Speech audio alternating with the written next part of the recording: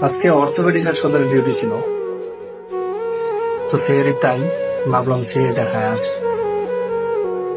এখন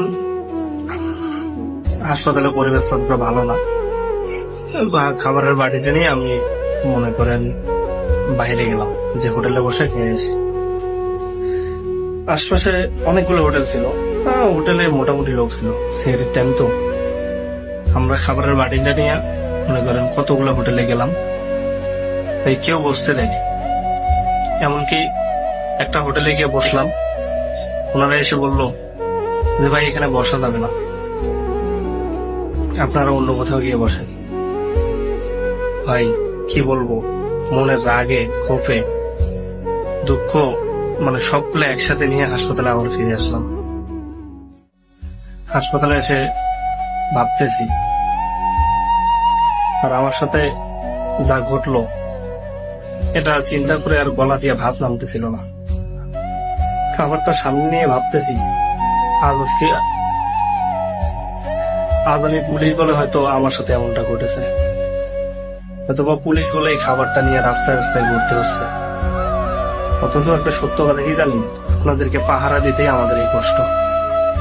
আমরা এই রাত পাহারা দিই, পুরা রাতটা থাকি, জাগনা থাকি। এটা আমাদের দেখলেই মনে করেন চুরি হয় না, ডাকাতি হয় না। আমরা এক জায়গায় দাঁড়ায় থাকলে ওই আশপাশেই মনে করেন কোনো কিছু করে না। এগুলো আপনারা কখনো বুঝবেন না। যাও, আসার আগেই হোটেল মালিককে একটা কথা বলে আসছি যে আঙ্কেল, আপনি কখনোই হারবেন না, হয় জিতবেন নয়তো শিখবেন।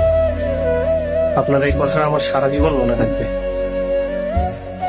সেখান থেকে এসে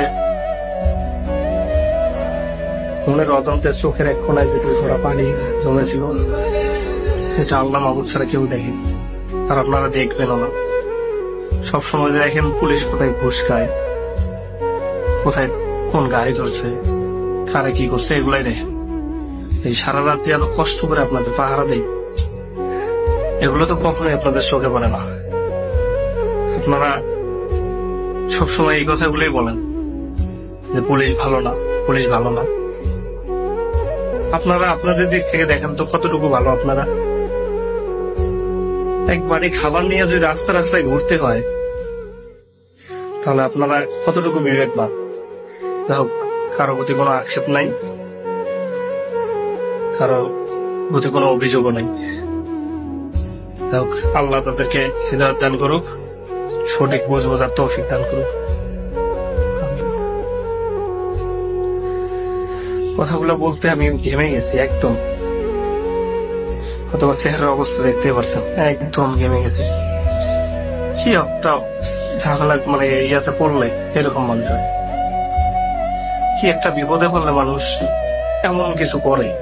আমরা কি এতটাই খারাপ আপনাদের চোখে? ভাই আমাদেরও পরিবার আছে, আমরাও মানুষ। আমরা সিভিলে বের হলে কেউ বুঝতে পারবে না আমরা পুলিশ, কেউ বুঝতে পারবে না।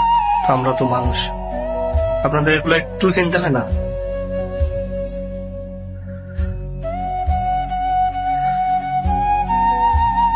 খুব ভাই, সবার দিক থেকে সবাই ভালো থাকবেন, আল্লাহ কাছে ভালো বলবে, তার উপর অটোমেটিক রহমত নাজিল হবে।